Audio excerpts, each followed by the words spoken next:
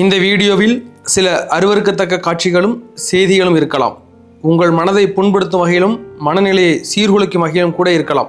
ஆகையால் 18 வயதிற்கு மேற்பட்ட நபர்கள் இந்த வீடியோவை பார்க்க வேண்டும் என கேட்டுக்கொள்கிறோம். நன்றி. எப்ஸ்டீன் ஃபைல்ஸ் ஒட்டுமொத்த உலகத்தையுமே உரைய வச்சிருக்கு அப்படின்னு சொல்லலாம். பல நாட்டு தலைவர்கள் தங்களுடைய பதவிகளை, கட்சி பதவிகளை ராஜினாமா பண்ணிட்டு அவங்க போயிட்டாங்க. பெரிய அளவில் பேசப்படுது இந்த எப்ஸ்டீன் ஃபைல்ஸ்னு. சில காட்சிகள், பழைய காலத்து ஃபோட்டோஸு, பல நாட்டு தலைவர்கள் சின்ன குழந்தைகளோட இருக்கிற மாதிரியான பல அருவருக்கத்தக்க காட்சிகளும் நம்ம பார்க்குறோம். உண்மையிலேயே என்னதான் நடந்துச்சு? இந்த எப்ஸ்டீன் ஃபைல்லாம் என்ன? ஒரே இடியாப்ப சிக்கலாக இருக்குது, ஒன்றுமே புரிய மாட்டேங்குது. சோஷியல் மீடியா பக்கம் போனால் நிறைய பேர் பேசிக்கிறாங்க, ஆனால் என்னங்கிறது கிளாரிட்டியாக யாருக்குமே புரியலை. அதை கோர்வையாக கிளாரிட்டியாக உங்களுக்கு புரிகிற வகையில் நாங்கள் உங்கள்கிட்ட கொண்டாந்து சேர்க்கறதுக்கு முயற்சி செய்திருக்கிறோம். அதை பற்றின ஃபுல் டீட்டெயில் வீடியோ நம்ம பார்க்க போகிறோம். வாங்க வீடியோக்குள்ளே போகலாம். நான் உங்கள் யங் தாத்தா.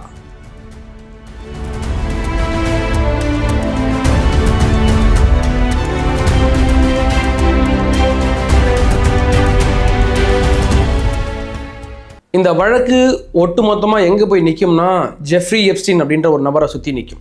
யார் அந்த ஜெஃப்ரி எப்ஸ்டீன்? 1953 நியூயார்க்கில் பிறந்தவர் தான் இந்த ஜெஃப்ரி எப்ஸ்டீன். அவர் ஆரம்ப காலகட்டத்தில் ஃபஸ்ட்டு ஒரு காலேஜில் மேத்ஸ் ப்ரொஃபஸராக சேர்றார்.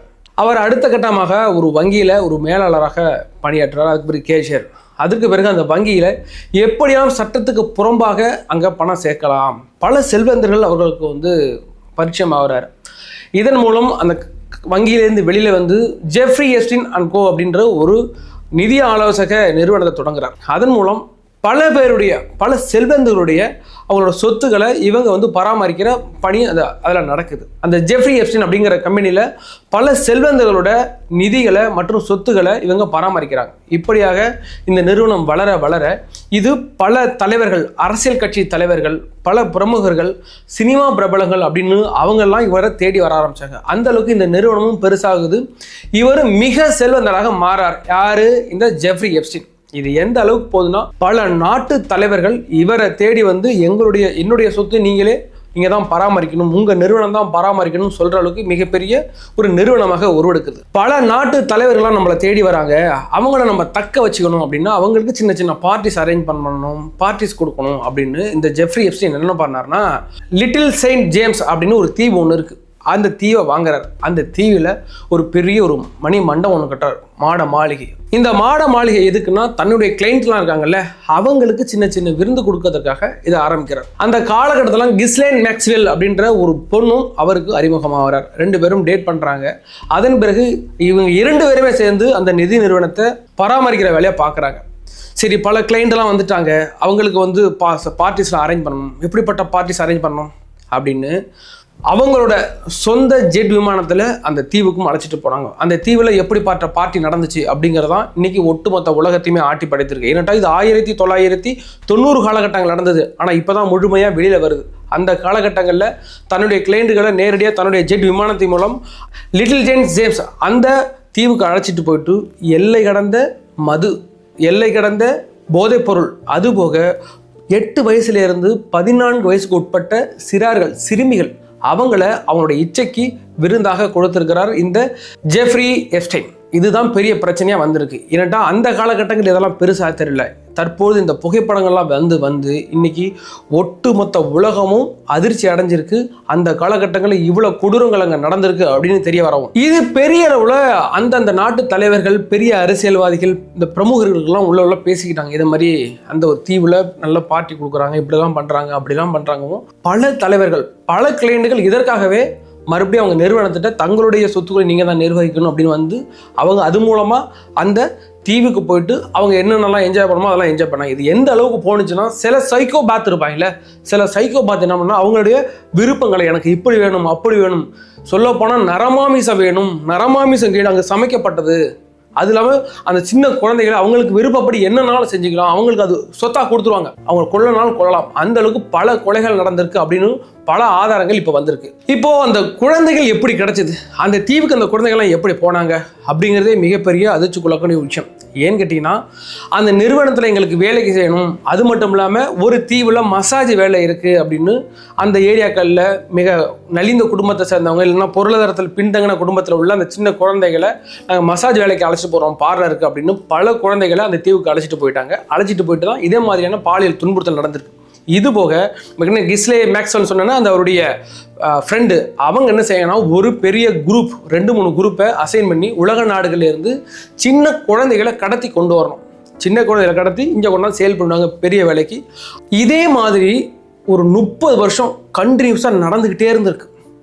இது இப்போ தான் ரீசெண்ட் டேஸில் தான் வெடிச்சு பெரிய அளவில் வந்திருக்குல்ல. இது 1990 ஒரு 2005 வரைக்கும் பீக் லெவலில் நடந்திருக்கு. பல நாட்டு தலைவர்கள் தங்களுக்கான இச்சைகளை தீர்த்துக்கிறதுக்கு நேரடியாக அந்த தீவுக்கு போயிட்டு தங்களை இச்சைகளை தீர்த்துட்டு வந்திருக்காங்க. அந்த ஃபோட்டோஸ் வீடியோஸு மொத்தம் 2000க்கு மேற்பட்ட வீடியோஸ் வெளியாகிருக்கு.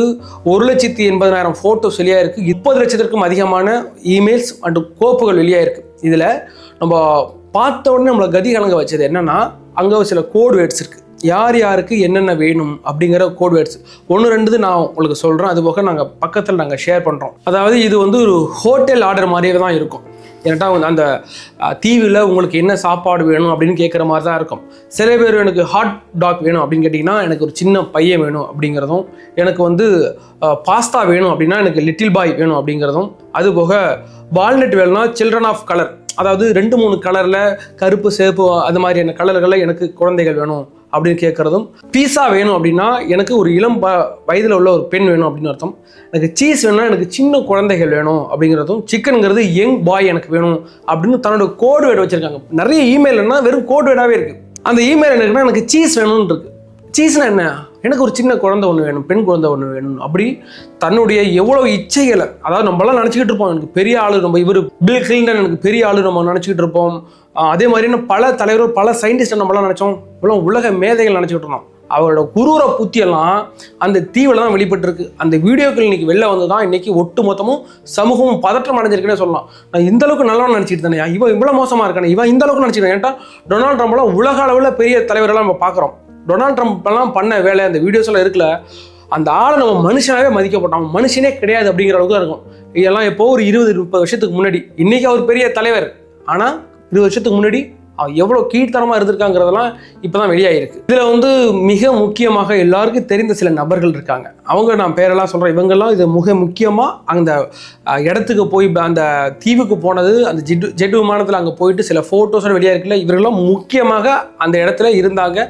ஆனால் இந்த நபர்கள் எல்லாம் தவறு செய்தார்களா அப்படின்னு கேட்டிங்கன்னா அது இல்லை அப்படின்னு தான் அந்த அமெரிக்க நீதிமன்றம் சொல்லுது. ஆனால் அவர்கள் எல்லாம் அங்கே போனார்கள், பல முறை போயிருக்காங்க அந்த தீவுக்கு. அங்கே தீவுக்கு நீ எதுக்கு போனேன், சில ஃபோட்டோஸ் வீடியோஸ் இருக்குது. ஆனால் அவர்கள் அங்கே தவறு செய்தார்களுக்கு எந்த ஆதாரமும் கிடையாது. ஆனால் அங்கே போனதுக்கான எல்லா ஆதாரமும் இருக்குது.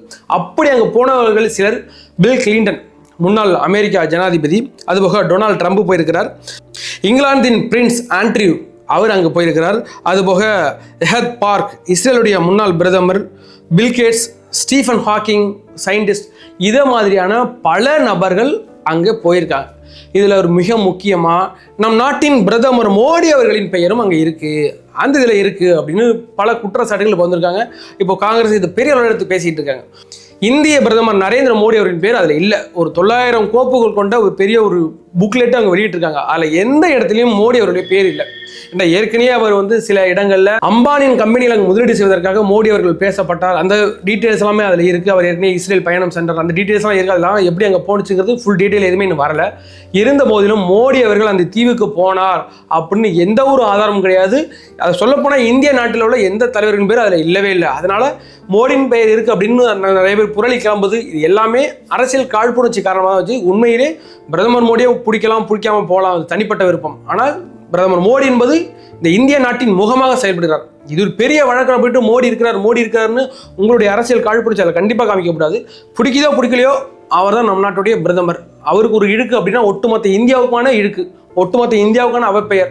இந்த இடத்துல அதை வச்சு கண்டிப்பாக விளையாடக்கூடாது. அமெரிக்க நீதிமன்றம் வெளியிட்ட 900 கோப்புகளில் எந்த இடத்துலையும் மோடி பெயர் இல்லைன்னு அவங்களே ஆணித்தரமாக சொல்லிட்டாங்க. அதனால இது மோடிக்கு இதுக்கு எந்த சம்பந்தமும் கிடையாது. இப்படியாக இந்த ஜெஃப்ரி எப்ஸ்டீன் பல குற்ற வழக்குகளை செஞ்சுக்கிட்டு இருந்தார்.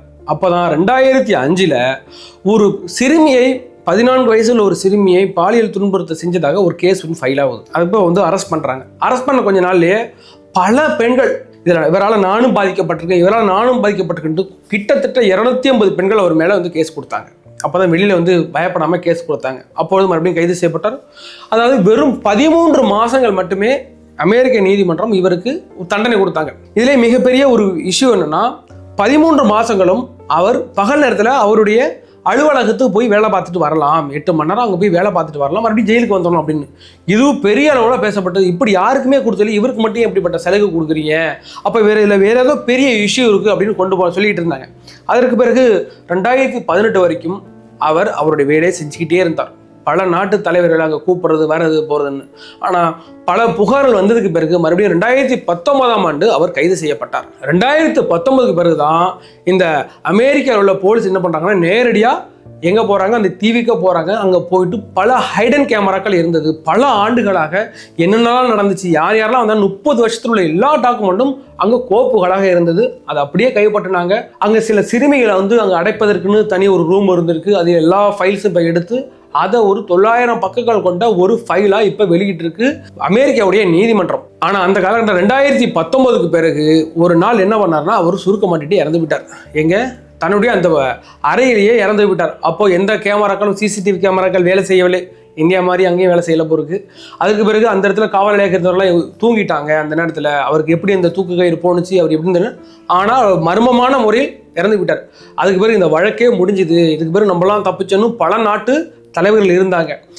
அந்த அமெரிக்க நீதிமன்றமும் இதை வெளியிடுறதுல பெரிய அளவில் இன்ட்ரெஸ்ட் காட்டலை. ஏன்னா பல தலைவர்கள் நேரடியாக இதில் சம்மந்தப்பட்டிருக்காங்க. இது வெளியிட்டால் உலக நாடுகளிலே மிக அளவில் பெரிய பிரச்சனை வரும் அப்படின்னு பார்த்தாங்க. ஆனால் அமெரிக்காவில் உள்ள பொதுமக்கள் என்ன பண்ணாங்கன்னா, இதில் வெளிப்படைத்தன்மை வேணும். கொஞ்சம் சில ஆண்டுகளுக்கு முன்னாடி இந்த டிரான்ஸ்பரண்ட் ஆக்ட்னு ஒரு ஆக்ட் கொண்டு வந்தாங்க, வெளிப்படைத்தன்மை வேணும் எல்லா வழக்குலையும் அப்படின்னு. அந்த வழக்கின் அடிப்படையில், அந்த சட்டத்தின் அடிப்படையில் இப்போ அமெரிக்க நீதித்துறை என்ன பண்ணிருக்குன்னா, இந்த எப்ஸ்டீன் ஃபைலை நாங்கள் வெளியிடுறோம் அப்படின்னு வெளியிட்டாங்க. அதில் உள்ள எல்லா எவிடன்ஸ் கோப்புகள் 30 லட்சத்துக்கும் மேற்பட்ட கோப்புகள், எல்லா வீடியோஸ், ஃபோட்டோஸ் எல்லாமே வெளியிட்டாங்க. வெளியிட்டதுக்கு பிறகுதான் இந்த உலக நாடுகளில் நம்மளாம் பிரமிப்பாக பார்த்த எத்தனையோ தலைவர்கள் எவ்வளோ அயோக்கியத்தனமான வேலையை பார்த்துருக்காங்க. சின்ன குழந்தைகளை, அந்த நாட்டோடைய சொத்து நம்ம பார்க்குற அந்த சின்ன குழந்தைகளை தங்களுடைய இச்சைக்காக பயன்படுத்தியிருக்காங்கன்ற பல எவிடன்ஸ் வந்திருக்கு. இது ஒட்டுமொத்த உலகத்தையுமே ஒழிக்கிருக்கு. இல்லை, உண்மையிலே நம்ம பெருமைப்பட வேண்டிய விஷயம் என்னன்னா, இதில் இந்தியாவிலேருந்து ஒரு தலைவர்கள் கூட கிடையாது. இந்தியாவில் பிரதமர் மோடி அவர்கள் பேரும் கிடையாது. இது அரசியல் காழ்ப்புணர்ச்சியாக தான் பண்ணுறாங்க.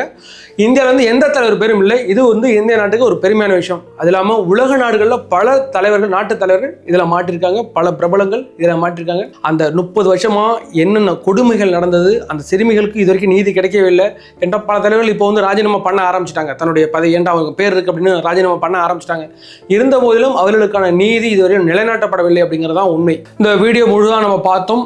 அது 1989 ஸ்டார்ட் ஆனது. அதிலிருந்து இந்த 2018 வரையிலும் அங்கே நடந்த குழந்தைகளுக்கான, சிறுமிகளுக்கான ஒரு பாலியல் அத்துமீறல் நடந்தது அப்படிங்கிறத இப்போ தான் வெளிக்கொண்டு வந்திருக்கும். இத்தனை வருடங்கள் அவர்களாம் என்ன பண்ணிக்கிட்டு இருந்தாங்க, இந்த சிறுமிகளுக்கு அங்கே தீங்கு இழைத்துக்கிட்டு இருக்கும் போதெல்லாம் என்ன பண்ணிகிட்டு இருந்தாங்க. ஏன்னுட்டா அங்கே தீங்கு இழைத்ததே அந்த நாட்டுடைய பிரதமர், அந்த நாட்டோட ஒரு அரசாங்க பணியாளர். அப்படி அந்த நாட்டு குடிமக்கள் தான் அந்த நாட்டு சின்ன குழந்தைகளே சீரழிச்சிருக்காங்கிற விஷயமே நமக்கு இப்போ தான் தெரியுது. நம்மளாம் எந்த காலகட்டத்தில் இருக்கிறோம், எப்படிப்பட்ட மிருகத்தனமான உலகத்தில் இருக்கிறது மிகப்பெரிய எடுத்துக்காட்டு. ஏன்னு கேட்டால், அங்கே பல நாட்டு தலைவர்கள் எனக்கு நரமாமிசம் வேணும், எனக்கு அதை சாப்பிடணும்னு ஆசை இருக்குது அப்படின்னா, அங்கே ஏதாச்சும் ஒரு சின்ன பொண்ணையோ ஏதோ கொன்று நரமாமிசம் சாப்பிட்டு அவங்களுக்கு கொடுத்துருக்காங்க, விருந்து வச்சுருக்காங்க. அந்த அளவுக்கு கொடூரமான மனுஷங்கள் தான் நம்ம வாழ்ந்துகிட்டு இருக்கோமோ நினைக்கும் போதே நெஞ்செல்லாம் உண்மையிலே படப்படக்குது. அவ்வளோ மோசமான உலகத்தில் நம்ம இருந்திருக்கோம் அப்படிங்கிறது அது சம காலகட்டங்களில் 2018, 17 அது நடந்திருக்கு, பெரிய அளவில் நடந்திருக்கு. அதில் எனக்கு உறுத்திக்கிட்டே இருக்கிற ஒரு விஷயம் ஏன்ட்டா, ஆயிரக்கணக்கான குழந்தைகளை கடத்திட்டு போயிருக்காங்க. ஆயிரக்கணக்கான குழந்தைகளை பல நாடுகளிலிருந்து கடத்திட்டு அங்கே கொண்ட வச்சு அவங்களுக்கு தேவையான அபியூஸ் பண்ணிவிட்டு அந்த பல குழந்தைகள் பல இடங்களுக்கு போயிட்டு பல குழந்தைகள் இறந்து போயிட்டாங்க. அப்போது அந்த தொலைஞ்சு போன பேரண்ட்ஸ் இருப்பாங்களா, இன்னும் அந்த குழந்தைகளை தேடிட்டே இருப்பாங்க. என் பொண்ணு ஒன்று காணாமல் போயிட்டு 10 வயசில் காணாமல் போச்சுங்க, 5 வயசில் என் குழந்தை ஒன்று காணாமல் போயிட்டுங்க. நம்ம நாடுகளில், தமிழ்நாட்டிலேயே மாதத்துக்கு பல ஆயிரம் பெண்கள் காணாமல் போகிறாங்க, பல சின்ன குழந்தைகள் காணாமல் போகிறாங்க. அவங்கெல்லாம் எங்கேயோ ஏதோ ஒரு நாட்டில் இதே மாதிரி யாரோ சிலரின் இச்சைக்காக அவங்க பயன்படுத்திக்கிட்டே இருப்பாங்க. இதெல்லாம் நினைக்கும் போது ஸ்பீச்லெஸ், ஒன்றுமே சொல்ல முடியல. இந்த நாங்கள் இது ஃபுல் டீட்டெயிலாக பண்ணுவோம், இது என்ன கிளாரிட்டியாக மக்களுக்கு கொடுக்கணும்னு தான் நினச்சோம். இதை ரொம்ப விளக்கமாக சொல்லும் போது பல இடங்களில் சொல்லக்கூடாத சில கருத்துக்கள்லாம் இருக்குது. ஏன்டா, எப்படிப்பட்ட குழந்தைகளை உங்களுக்கு வேணும்னுலாம் ப்ரிப்பேர் பண்ணியிருக்காங்க. எனக்கு இப்படிப்பட்ட குழந்தைகள் தான் வேணும், எனக்கு அவங்க உறுப்பு இப்படியெல்லாம் இருக்கணும்லாம் டிஃபைன் பண்ணி அவங்க கேட்டிருக்காங்க. அந்த டீட்டெயிலாம் பண்ணுனா கண்டிப்பாக இந்த வீடியோவே வராது. எல்லா மனுஷன் யாருமே பார்க்க முடியாத அளவுக்கு போயிடும். எங்களுக்கே டிஸ்கஸ்டிங்காக இருக்குது இந்த வீடியோ நாங்கள் ப்ரிப்பேர் பண்ணிட்டு இருக்கும்போது. அதுக்கு பிறகு நேற்றுக்கு ஈவினிங் தான் வேண்டாம் இது இவ்வளோ டீட்டெயிலாக பண்ணால் பல விஷயங்கள் சொல்கிற மாதிரி இருக்கும், அதெல்லாம் சொல்லவும் முடியாது, உங்களுக்கு நான் கன்வே பண்ணவும் முடியாது, அந்தளவுக்கு கொடூரமாக இருக்குன்னு தான் ரொம்ப சிம்பிளாக உங்களுக்கு புரிகிற மாதிரி இந்த வீடியோ கொண்டு வந்திருக்கோம். இந்த வீடியோ பார்த்துட்டு உங்களுடைய கருத்து என்ன, உங்களுக்கு என்ன கருத்து இருக்க போகுது? இதுக்கு யாருமே கருத்து சொல்ல முடியாது. எல்லாருமே ஸ்பீச்லெஸ் பர்சனாக தான் இந்த இடத்துல நம்ம நிற்கிறோம். நம்ம வாழ்ந்துகிட்டு இருக்க சமகாலத்தில் இப்படிப்பட்ட கொடுமைகள் நடந்துகிட்டு இருக்கு. அமெரிக்காவில் மட்டும் தான் நடக்குதா? இந்தியாவில் நடக்கலையா? நம்ம தமிழ்நாட்டில் நடக்கலையா? எல்லா இடங்கள்லையும் பெண் குழந்தைகளுக்கான எதிரான துன்புறுத்துகள், பாலியல் துன்புறுத்தல் நடந்துக்கிட்டே இருக்குது. உங்களுடைய கருத்துக்களை நீங்கள் கமெண்ட் செக்ஷனில் பதிவிடுங்க.